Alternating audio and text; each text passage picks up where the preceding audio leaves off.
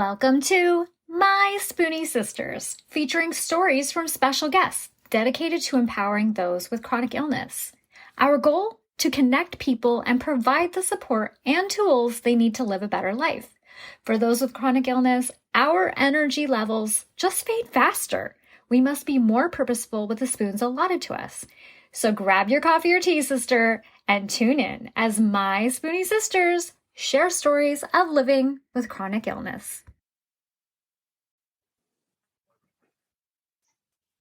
Hi, my Spoonie Sisters. I'm Gracefully Jen, and today we actually have a Spoonie Brother with us. This is the first one, and I'm so excited because, well, many of you know him from My Immune System Pod or from our Thursday support group.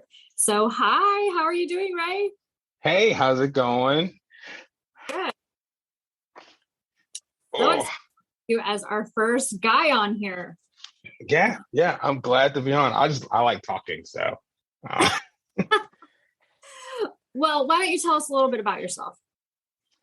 So my name's Ray. I have rheumatoid arthritis, and I've had it for the last, I don't know, like since 2014 is when I got diagnosed. And I mean, I pretty much just, that's it, mostly. Sorry, we had COVID, so my brain's kind of off. So I had rheumatoid arthritis. I got diagnosed back in 2014, and I spend most of my days hanging out with my kids and my wife, and trying not to let the RA take over my life. That's about it. So, were you familiar with the term Spoonie before you got diagnosed? So I actually hadn't heard it until you and Chelsea and everyone posted that reel. That was like the first time that I'd actually heard that specific term. I was about this yesterday, and I think it's time that you join us in these reels. Hey, I am fine to join reels. Is there anything you wish you would have known at the beginning of your journey? Ooh. So I guess at the beginning I would just that it's not the end, right? And I guess that I wish I would have realized that I had realized more of the symptoms sooner than what I did. So I got diagnosed back in 2014. So in January of 2014, well, I got diagnosed in June of 2014. And I had started running, in 2012, I'd started running. I got really into running, and everything was great from 2012 through about 2013. And then I started to get swelling in my feet, and my knees would start to swell up, and I just thought it was from all the impact from all the running, mainly because I have plantar fasciitis as well and flat feet, no arch. So I just thought it was all of that. And I'm also cheap. So I used to have cheap running shoes, and I was I'm like 33 now. Did I say 20? Yeah, I'm 33 now. I should probably stop buying $10 running shoes and and invest in some real running shoes. So I assumed that all those issues were from just the running and me being in my 30s and the impact. And then in January of 2014, I was helping somebody out of a snowstorm. It was we live in North Carolina. People in North Carolina cannot drive in the snow. We're not built for the snow. And there was a huge snowstorm, and it was the worst. It's been the worst since I've been here, because it was 75 the day before. It was 75 in January. It was a really warm day. And then the next day, snowstorm. So the roads were really warm. So the snow came down, melted immediately, then turned into ice. So it was like ice on top of snow, and it was like a blizzard. So people were stuck everywhere. And I was helping somebody out, trying who was stuck, and I was pushing them, and I slipped, fell, hit my wrist, didn't think anything of it. And then that next morning, I woke up and like my hand and my wrist was swollen.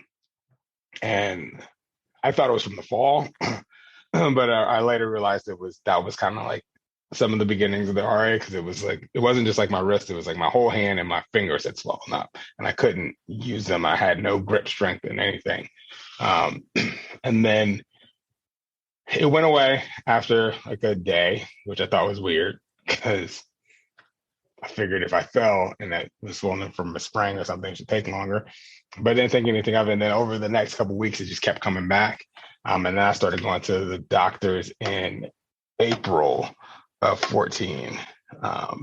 And that's what started my diagnosis. So I kind of wish I'd have known sooner so that I could have, I guess, prepared more for joint damage.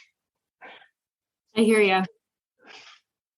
But honestly, I don't even really know if there's anything we can really do to prepare ourselves unless it's like mentally and emotionally somehow, because, you know, it's going to happen and it's going to tear our lives apart. And I don't know if you can prepare for that. Yeah, I know. I would have I would have invested in some braces sooner or something like that. Yeah. Ugh. So, okay. Well, you were talking about you used to wear a lot of tennis shoes, but I recently heard that you have like these amazing shoes. You were talking about it in group. You told Chelsea about it. She got some. Why don't you tell everybody all about these? Yeah. So, like I said, I used to run a lot, and then I continued to run even after my diagnosis because I had to start to stay moving and keep active because I found that it reduced my swelling and my inflammation and made the pain like less. And like I said, I had already decided that I can't buy $10 running shoes anymore. So I was buying I had some Nike running shoes that were working for a while, but every time I ran, like my feet would swell up and I would get a lot of swelling in my feet, and I just kind of was like, screw it, and I power through it. Or I'd lace them up tight and then I'd run. And after, at least with me, is if I'm standing or if I've got stiffness in my feet, as long as I'm standing or walking, it kind of goes away. So I power through the first mile and it would hurt and then it would go away. And then it would be gone for the rest of the day. And then the next morning I would pay for it. So I was looking into shoes, and there's a store in North Carolina in Raleigh where which is a little bit down from where I live, and they have a lot of orthopedists, and they looked at my running, they looked at my feet, and I originally wanted those on cloud shoes that everybody was raving about, and I tried those on, and it felt like I was walking on rocks and not clouds, so it kind of still hurt. And the person was like, "Well, why don't you try these?" And they brought out some Hokas, and it had a super thick heel. I put them on, or sole, not heel, but super thick sole. I put them on, and it was amazing. And I was like, man, these are great. I was like, these actually make me feel like I've been walking before I had RA and swelling in my feet. It's I can feel a little bit, but he's like, oh, you can still feel it? Well, instead of trying these, try these. And he's like, these are the maximum super big sole. So I got those, and they were great. It felt because I had swelling in my foot at the time, and I could walk around and not even feel it. So I got those, and now I love them. I wear them everywhere. I wear them to work. I wear them with suits. I wear them with work clothes. It's great, and nobody said anything. So, and then I was looking into it, and they've got some I guess work appropriate shoes. They're black or white, and they're called the the Hoka Bondi 7 seniors, or I like to call them the "Can I speak to your manager sevens?" because they are like, they look like old people shoes, but they feel great. You know, that's what I was picturing by the title. Old man. Yeah, but these are the ones, like, you can see them. They're not bad. I mean, the sole is super thick. I know this is not great for a podcast. I'm showing my shoe, but they're, the colors are like blue and pink, and but yeah, no, they're great. They, even if my foot is swollen, and I put them on, I can still, they're so cushioned that I can't feel it. So. Okay, so you still get a little bit of swelling with them, but it's at least helping with the pain. So that's good. Yeah, but since I've been wearing them, like the swelling in my feet has gone away tremendously. That's yeah, like one of the things that my rheumatologist had mentioned before was that I developed like a sensitivity to pressure.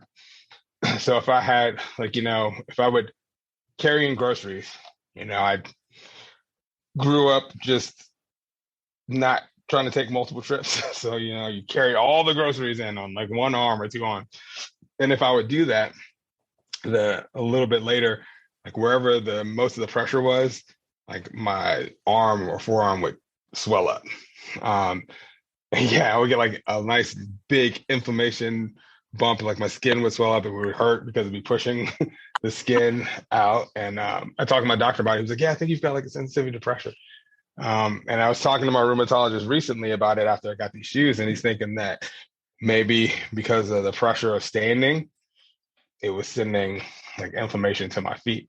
And it's gone away. I still get a little bit of inflammation, but it is nothing like it was before. So. dang. Okay. Well, I recently just got some Asics, but I think that this is going to be my next pair of shoes because and my husband and I, we go on walks after work, and we're trying to do about anywhere from 3 to 5 miles. Sometimes we walk to dinner and walk back. That's not always fun, but we try to do it anyway. And I'm always like lagging behind. And he's like, "You were doing fine earlier. What's going on? What happened to you?" Well, all of a sudden, this one spot on this one foot is cramping really bad, and now I'm limping. I'm sorry. I'm trying.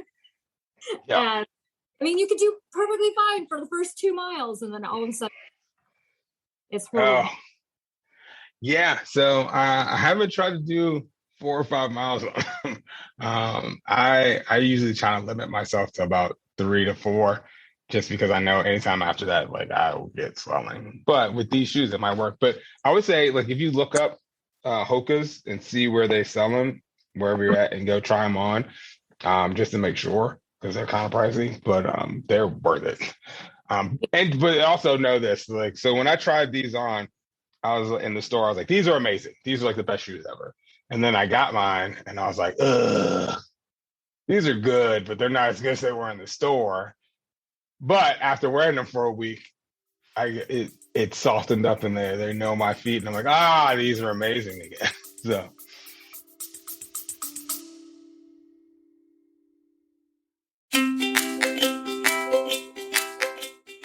Calling all Spoonies. As a host of a chronic illness podcast, nothing lights up my day more than hearing from you, our incredible listeners.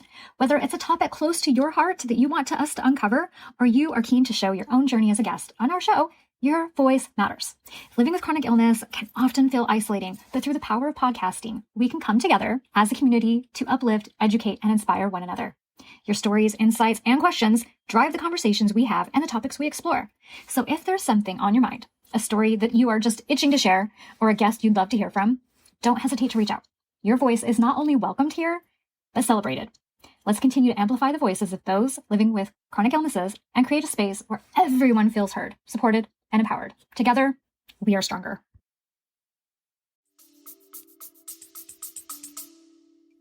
Well, that's good to know. I hope I'll add that to the show notes. Everybody look that. I know I looked them up on Amazon. I think they were like around 200. Yeah, they're like 172. Yeah. Which is pricey. It kind of kills me, but at the same time, like, is it worth getting that pain to go away. Yeah, I don't know if you can put a dollar sign on that. I don't know. Yeah. And then like, so that's what I thought. I was like, oh, I really don't want to pay 172 for shoes. But I started thinking, like I said, I'm cheap, so then I always have to rationalize stuff. And those Nikes that I had, I had those since like before I had to buy new ones. I had them for like at least like 5 years, and I was running on those every day. I'm not running as much on these, so I figured I'll have these for at least like 5 or 6 years. So that's if Yeah. not longer. So yeah, it was worth it in the long run. Well, and I think the way we rationalized it is, okay, well, how much are we spending on every pair of shoes that I try?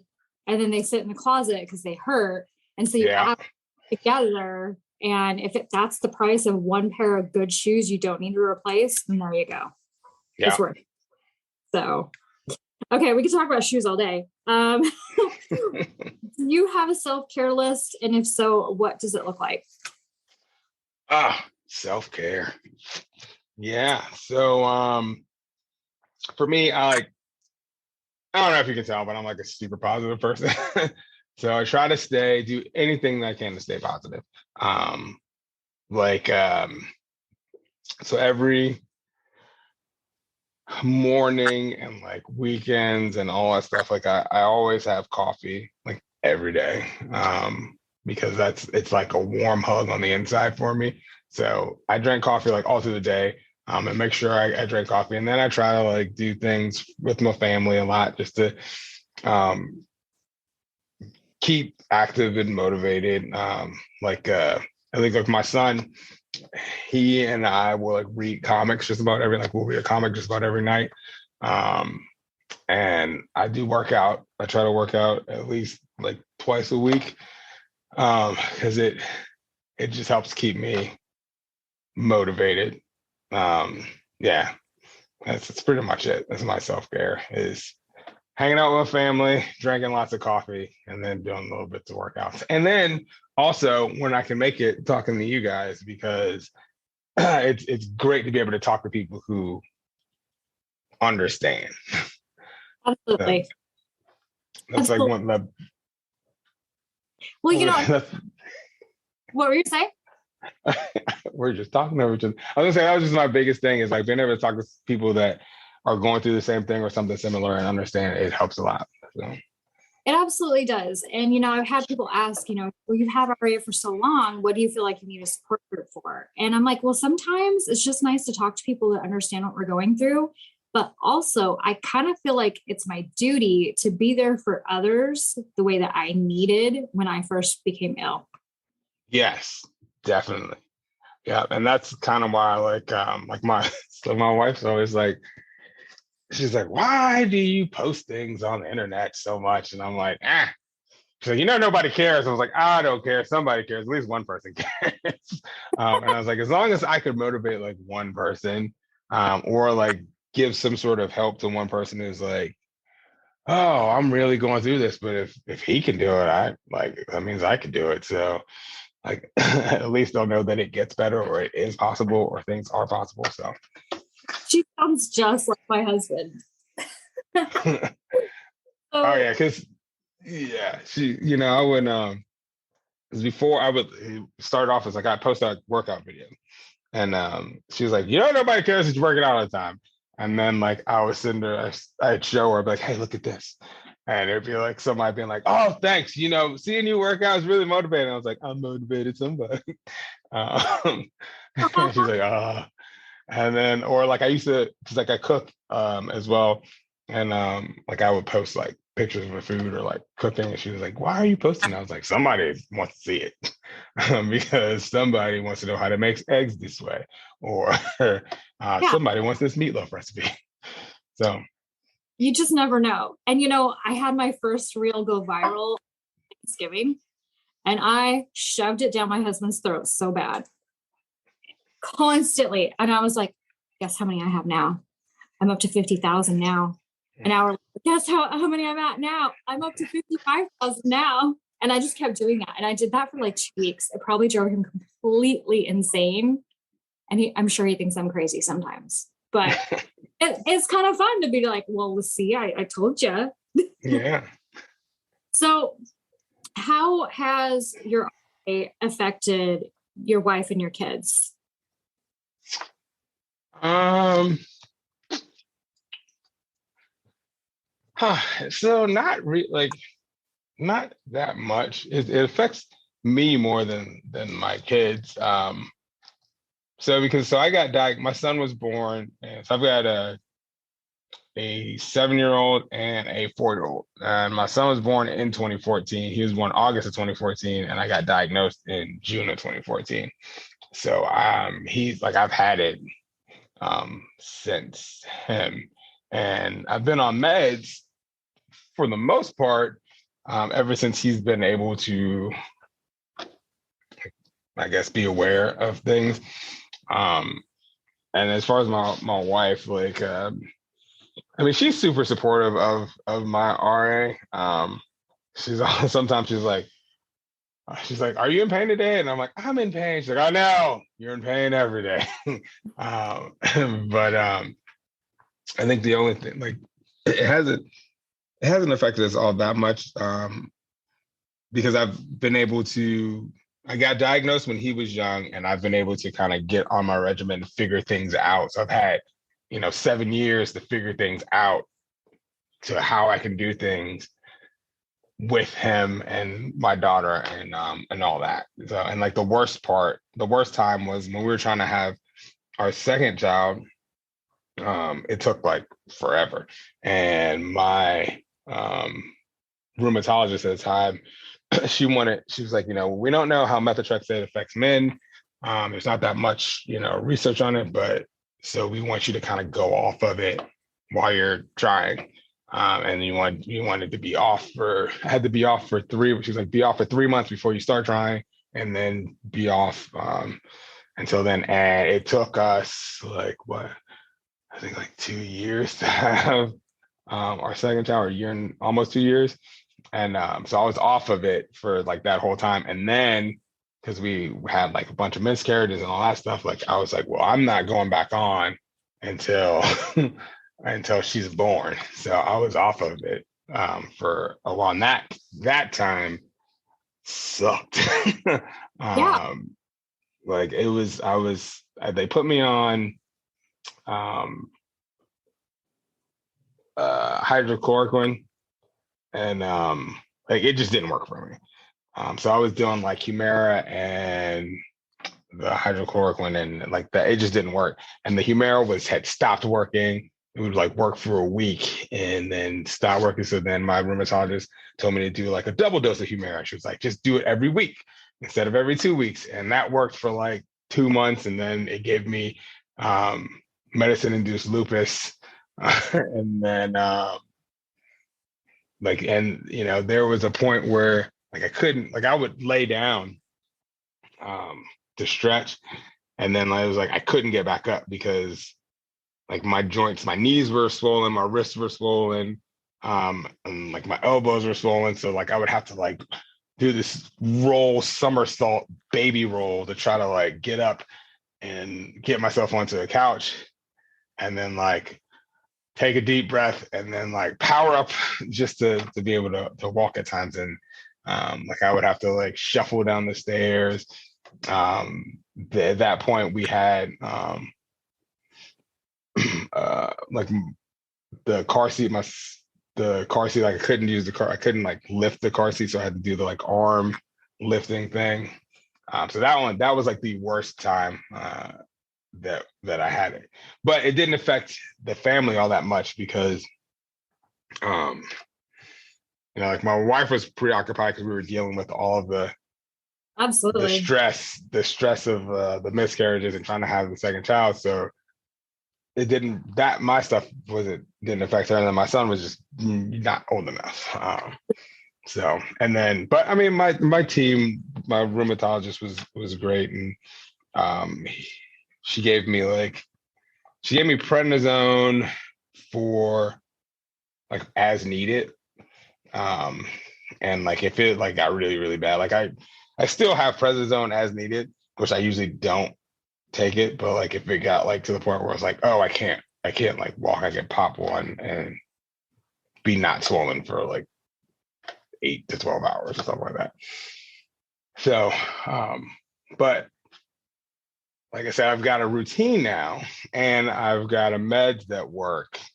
And then once I got back on my medication and everything kicked in, like I knew what I could do with like that amount of pain because that was the worst that I had it. So now it's like I can do like I it's like I can't do everything I used to do. I just have to do it a different way. I can't do things the same way. I have to do them a different way. So like instead of like walking down the stairs straight, I have to walk like sideways and crooked. And the days where I can, like I'll just run down the stairs. And my wife's like, "Why are you always running down the stairs?" And I'm like, "Cause it can." And she just like shakes her head and laughs. But yeah, that's about it. So you got medically induced lupus. Was that a temporary thing or a permanent thing? So it was temporary. So like I said, so we were trying to have our second child. Like I was off my meds. The hydrochloroquine wasn't working. And the Humira worked great. Like so before I went off the methotrexate, I was doing the Humira and the methotrexate, and it worked perfectly. For me, it was working perfect. Like once it kicked in, it was working perfectly. And then when I came off of the methotrexate, the Humira was working for about a month. And like a month after I came off, and then about that second month, it was like, it would work fine for the first week. And then going into the second week, like it started to wear off like pretty much immediately. So then she was like, well, let's just do the double dose, like do it weekly. And that worked, like because it worked the first week. And then as it started to come off, I'd do another shot and it picked up and it worked. And then like one day I was sitting there and like because I said I have issues in my feet, but like my ankles had swelled up to the point where I couldn't put any pressure on them. And so I ended up getting like these like ankle braces and knee braces and everything. And I was able to walk and move, but I had a lot of pain. And everything, like without that brace, like I couldn't move. So I went in and I talked to my rheumatologist about it, and she was like, "Yeah, this doesn't look right." And then she ran some tests, and she was like, "You're getting lupus markers." And she's like, one rare side effect of the Humira is they can do medically induced lupus. She's like, "Well, let's come off the Humira immediately." So we did that, and I was off of that for after all that got out of my system. Pretty much it all went away. And then they started me on, well, then I switched rheumatologists because my rheumatologist had moved to the hospital and I was getting like a hospital charge. So I had to pay my copay and then like a hospital charge. And I was like, this is stupid. So I went and switched rheumatologists who wasn't in the hospital. Like in North Carolina, like Duke and UNC, it's like you pay your copay, but if they're in the actual hospital, you have to pay like a hospital surcharge, which was like $300, which is like more than my copay. Yeah. And like the first time I got it, I was like, what is this? And they're like, oh, that's for like the hospital. So like the room and the lights and all that stuff. And I was like, oh no, no, that's not going to work for me. Maybe tell someone before you do this to them. Yeah. So then my new rheumatologist, he was like, well, let's try Orencia. He was like, because it's a milder version, and you take it every week. And he was like, you have like a mild room RA. And I was like, mild? This is mild. But I was like, I hate to see what not mild is. But it worked. So like the Orencia, like being on the Orencia worked. And then the methotrexate, I was back on methotrexate and it was working perfectly. Like I still had like the swelling in my feet. But everything else was like perfect, or perfect for me. It still wasn't at what I was pre-diagnosis, but I could like move and be in like some pain, but could still like function without worrying about it.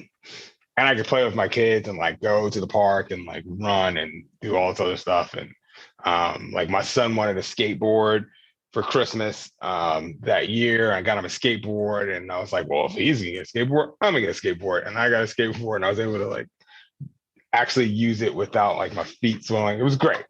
So yeah. So did you already know how to skateboard? Something you had to learn to do as an adult? So when I was a kid, I used to skateboard. I wasn't like X Games material, but like I used to skateboard, rollerblade, do all that stuff. So I was showing him how to skateboard, but then he lost interest pretty quick. So because he was like 5 or 6 at the time. Just Yeah. it was like, I want a skateboard. Now I want to ride a bike. Like, do you want a skateboard? He's like, no. So. Okay, let's see here. If you could only keep 4 items in your Spoonie toolkit, what would those 4 items be? So the hokas, gotta keep the hokas.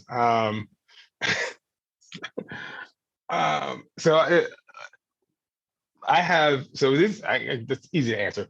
So I keep this stuff on me all the time. Like in my car for work, I've got like my bag, and it's got, well, I've got my shoes because I wear my shoes to work every day. And then I've got these 2 wrist braces, just in case my wrists swell up. So I found like wrist braces that on Amazon that kind of work for me. I use them for whenever I work out or anything. If I've got any sort of swelling, I'll use them. If I don't have swelling, I won't use them, but I keep those. And then I have a knee brace, and it's like I can't remember who makes it, but it's like a fancy knee brace that's got like supports that go down the side. I've got that in there, and then I've got a the same company, Shock Doctor makes the knee brace, and then I've got the same company makes a an ankle brace. So I keep those all the time just in case something swells up. I'm prepared, and I can always go. So like with those, I can do, even if I'm in pain, like even for me, the amount of pain, like if I'm like swole up or something like that, I can always do that. Was that 4? Shoes, wrist braces, knee brace, and the ankle brace. Or can I do 5? Because I also have compression socks. Oh. So well, coffee. You have to have yeah. Yeah, I've got like this thing, like this AeroPress. It's like a French press thing that it goes right on the cup, and you French press it. I keep this thing. Yeah, that's how I do my coffee. It's great. Okay, so are you a black coffee kind of person, or do you add all the fun stuff? Nope, black coffee. Okay. Man, I would like to. I know it's healthier, but I want all the stuff. It's probably only coffee for me. So I don't so I'm not a big sweets person. Okay. It's not like I drink black coffee because I like the taste. I don't care about it being healthy. I am like I work out, but I am not like a health nut. I like all the things. So but I just I like the bitter of the coffee. So what's your favorite kind of coffee? So far it has been so there's this like, it's called Counterculture. This is local brewer or coffee shop in North Carolina, and theirs is pretty good. But other than that, so we went to Sweden like right before in 2019, and we went through Spain. We had to fly through Spain, and like I had coffee in Spain, and it was amazing. I don't know who made it. It was airport coffee, but it was like the best coffee I'd ever had in my life. So do you wish you could find out what it was so you could order it? I do. There's one I've had. I wish I could remember the name. It's Death something. Death. Yeah, I'm not going to remember. But it's really good. And it's one of those kind that I can have without all the things. I don't know. maybe I'm just a coffee snob and I don't even know it. And maybe that's why I have to add all the things. I don't know. Oh, okay. How do you know when you're having a flare up? Do you have a main trigger that happens? Yeah. So for me, I usually it's something as well. So like I've got like, and right now with these shoes, it's not as bad. So I keep um like a constant little like slight swelling in my feet. Um, but like for like if whenever like something will start hurting that's out of the normal. Like so if my wrist is gonna flare like the night before, like I'll feel it. Like I'll move it and I'm like, I'm gonna need the brace in the morning. And I can feel it before it swells up. Or if like my shoulder, like every once in a while, my shoulder or swell up and like I would lose my range of motion, but like I can feel it before it comes on. Or like I'll get like if I work out, I'll work out and I'll be like super sore, like way too sore for what I should be, and like I'll know I know it's coming. Um, yeah, it's at this point I just kind of I can feel it when it happens. Um, yeah, but my flares aren't like so. I'm on. Um, I can't think of the name. I do the infusion, the Remicade or Okay. rituximab. Yeah, the rituximab infusion every 6 months, and that plus and I do the methotrexate shots weekly, and like for the most part, even my flares aren't bad. Like it's like slight inflammation at this point. It's nothing like too bad. Um, and like I do, I do the shots for the methotrexate because the pills were making me nauseous. They had switched me to the shots. I did the shots for like 6 months. They worked a lot better, but you know the color of it and like it being like essentially like chemo. Like I kept seeing it and I saw bubbles and I was like, what? And like I couldn't do it. Like the smell of the alcohol swabs would like make me nauseous. But I figured that like, you know, like an hour of being nauseous in my head just because I don't like the color is better than actually being nauseous. So now, so now it's like I'll like look away, like I'll I'll put my arms out, look away, and open the swabs, hold my nose, and do all the swabbing, and then I just take it. So I have a whole routine now because the pills were making me super sick for like 2 days. And so when I switched to the shots, I was struggling to do it myself. And my husband's offered to give them to me. And I'm like, oh, you're not coming near me with a needle. No, absolutely not. I draw the line there. So what I do is I turn on music, I record it. And something about like recording it forces me to get over like the nervousness and the wanting to vomit because I'm so concentrated on not looking like an idiot. nice. I still have super big anxiety about it though. I don't know what it is. And I even have like a favorite spot that I have to stab myself. If I try to do it on a different location, can't do it. I'll have none. Nice. It's ridiculous. I think we're all different, but we're all the same. And it's kind of funny to hear what people say about it. Oh yeah. Would you ever let your wife give you the shot? No. No. I mean, she would, but like, I don't want somebody else stabbing me. It's horrible. I don't know. I think she would make fun of me. So I just, no.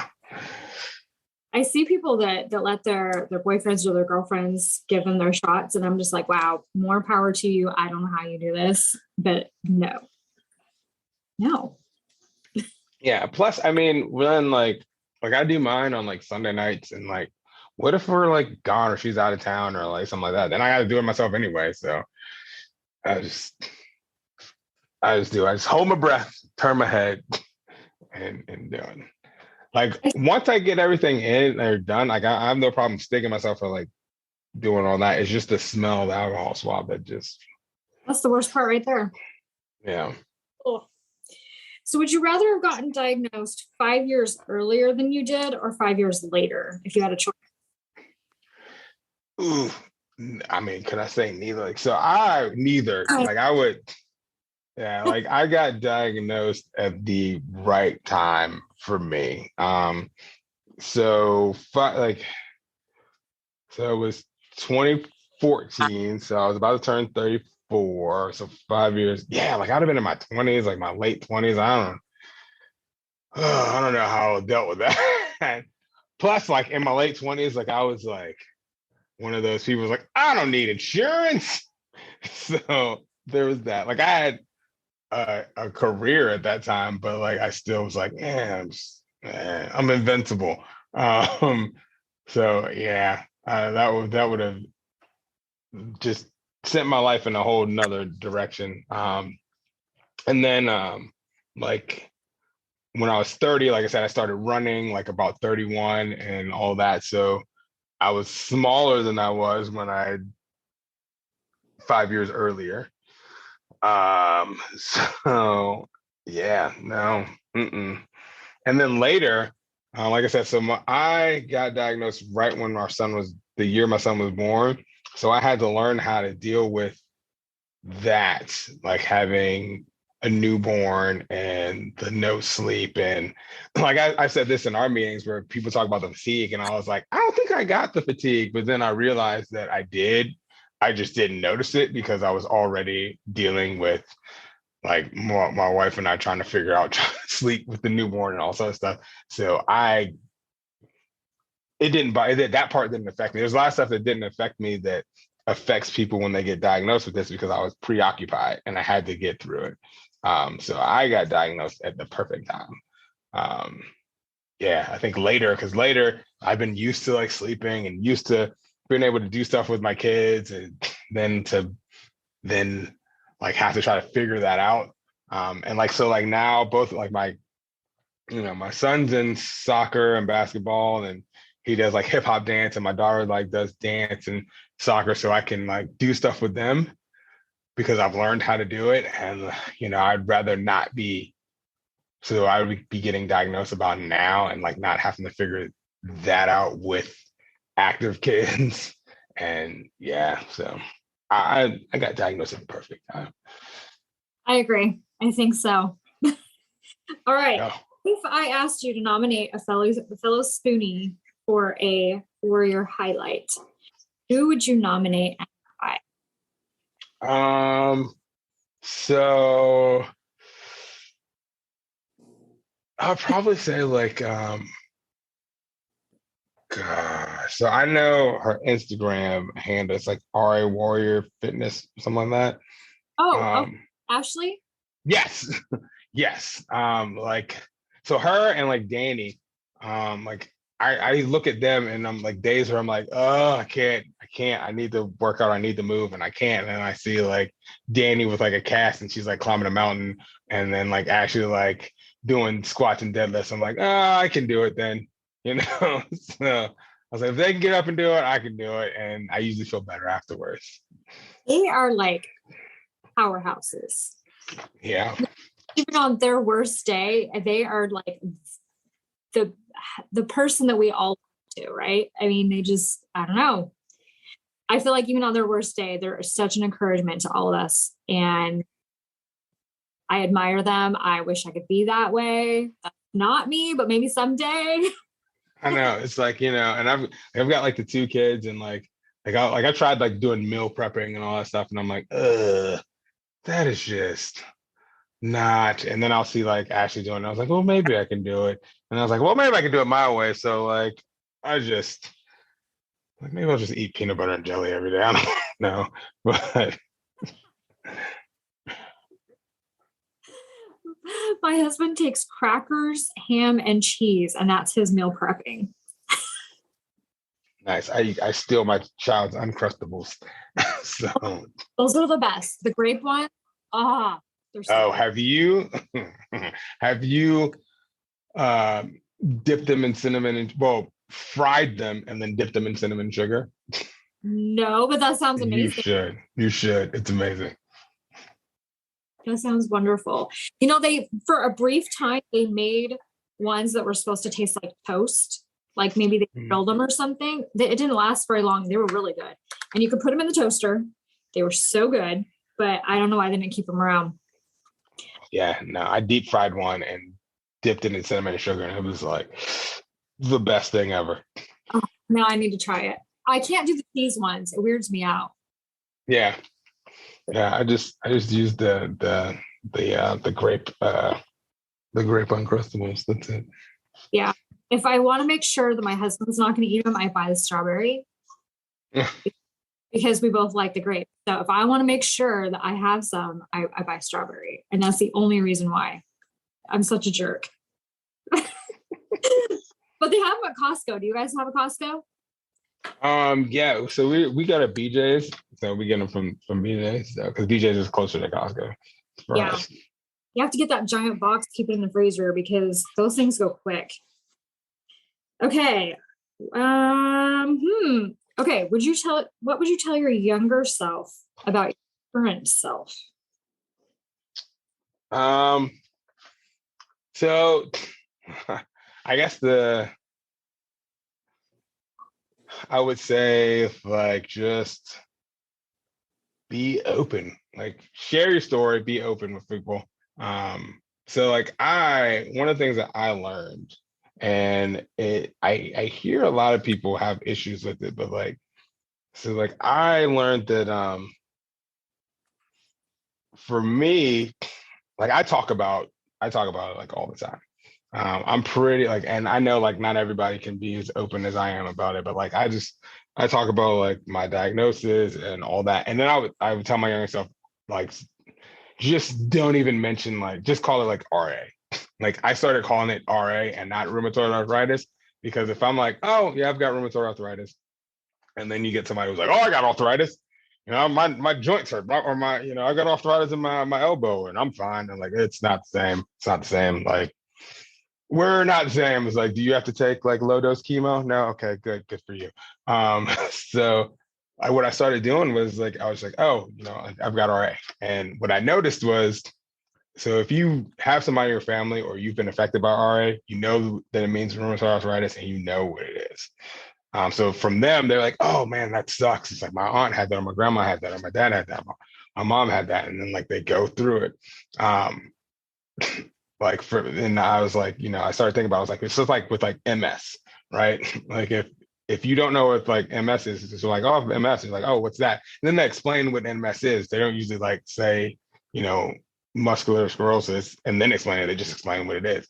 So when I come across people who don't know, it's like, oh, so I was like, yeah, you know, I've got RA, so I have to do things differently. And they're like, oh, well, what's RA? I was like, oh, well, it's an autoimmune disease that attacks my joints and my organs and blah, blah, blah. It's like, I have to take like immune suppressants. Like I actually take like low dose chemo. Like, and I tell people what it is. Like, so methotrexate is a form of chemotherapy.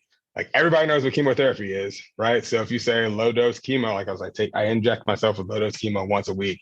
Or it's like, I take like low dose chemo pills when I was taking the pills like once a week, and then I have to do like these infusions.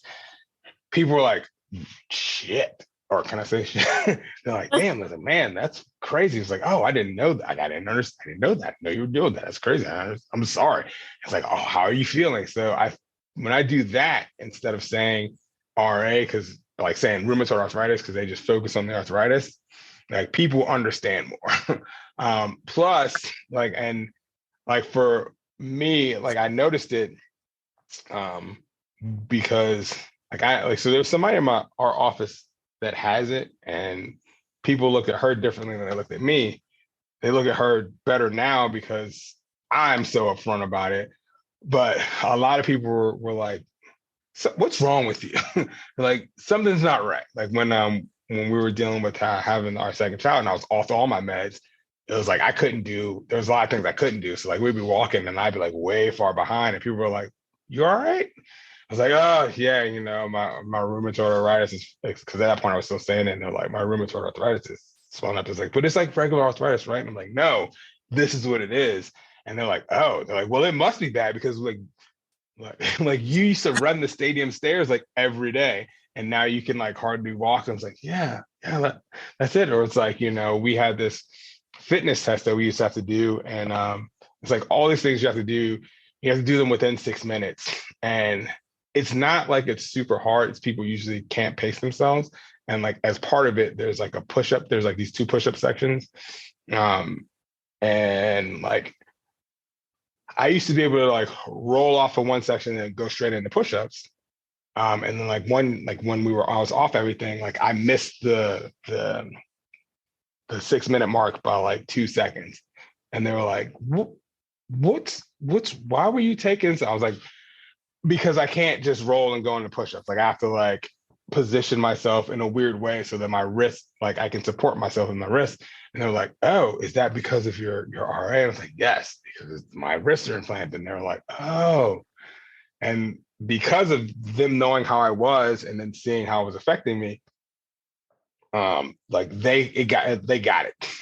And then it helped that other person, help them understand what was going on with her. And then as I started telling people and just cut out the whole arthritis piece and just called it RA, like I find that people are more understanding and like they understand it more because you start hitting them with terms that they understand, like chemo and inflammation and attacking your joints and your organs. It's a chronic illness that it always happens. They focus on that and they're like, oh.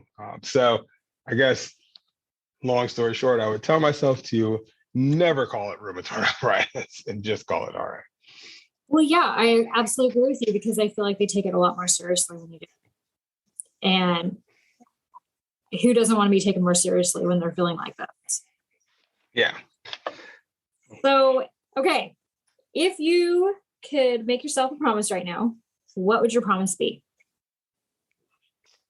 I guess to keep moving forward. And just just always remember that at least it's not like, at this point in time, I just remember that, if I'm hurting today, I probably won't be hurting tomorrow. And if I'm hurting tomorrow, I probably won't be hurting the next day. Like it's all cyclical, and to just try to not get stuck in like that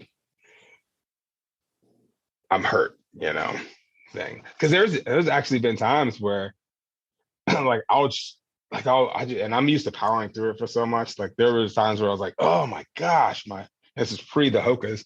It's like, man, my feet are so swollen. It's like, I really don't want to stand up. And then I forget because I get caught in the pain and I forget. And I was like, oh wait, I've got compression socks for just this amount of inflammation. And then I'll put those on. And I'm like, amazing. Hallelujah. Well, it's been so good to have you on here as our first man. And we're running low on time, but where can people find you and connect with you? So I'm on the Instagram. I think it's like Switch Dad. Like it's either Switch Dad or like Elvis Black. Like depends on like how you search. You can find me on both of them because like my original Instagram name was Elvis Black because I like Elvis and I'm Black. Where it came from. And then like when I started doing stuff with my son, like we started playing Nintendo. So I was doing that and we had a Nintendo Switch and I was his dad. So Switch Dad on Instagram. All right. Is there anything that I haven't asked or that you want to mention that we haven't gone over? Just like I said, just be upfront, like for anyone dealing with it, just know that they're not alone. And if they seek out, just like look and seek out like either support groups or just people that are dealing with the same thing. And don't be afraid to like leave a group. Like, so the group that we're in is like super positive, but there are some groups that are just like doom and gloom and death.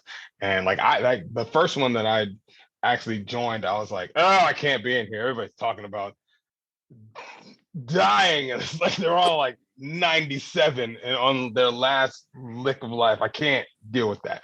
And then just search. Like, it's like 2022 and like Instagram, YouTube, TikTok, you can search rheumatoid arthritis or any sort of illness or inflammation and chronic illness, and you can find stuff. And it's like, you're not alone if you're going through it, and if you're hearing it, like, just seek it out. And even if you join a group and you don't talk, you're like, well, I don't usually like talking to people or anything like that.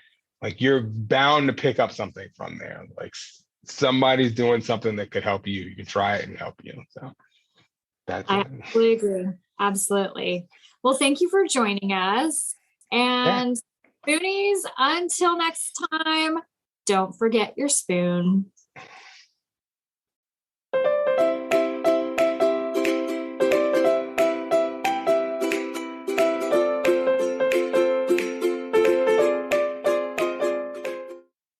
The information, opinions, and recommendations presented in this podcast are for general information only. Consult your own physician for any medical issues that you may be having. The information should not be taken as a replacement for medical, clinical, professional advice, diagnoses, or medical intervention. My Spoonie Sisters and guests will not be held liable for any of the consequences of such action or inaction. Trigger warning. Some episodes may cover sensitive topics including, but not limited to, suicide, abuse, mental illness, and chronic disease. You are advised to refrain from listening if you are likely to be offended or adversely impacted by any of these topics. None of the guests or hosts will be responsible for your use of the information contained therein. Life is not merely to be alive, but to be well. Living a life with a chronic illness is best described with one word: unpredictable. Be Well's products are designed to make the unpredictable easier to deal with. Back when I was getting my infusions, I would have loved to have their adult zip hoodie. They even have one in pink. They also have everything from one-day pill holders to urgency buckets. So remember, they want to make your life a little easier. So be sure to check out Be Well.